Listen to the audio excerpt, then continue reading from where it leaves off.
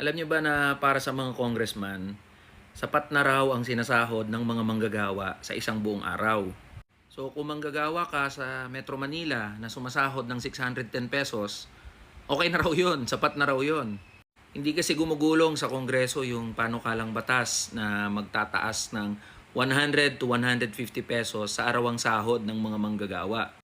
So in essence, sinasabi ng mga kongresista, okay lang daw yung sinasahod natin. Sapat daw yung sinasahod natin. Samantala, sa Senado, pumasa na yung Senate Bill 2534 sa ikatlo at huling pagbasa na naglalayon na itaas ng 100 pesos ang sahod ng mga manggagawa across the board.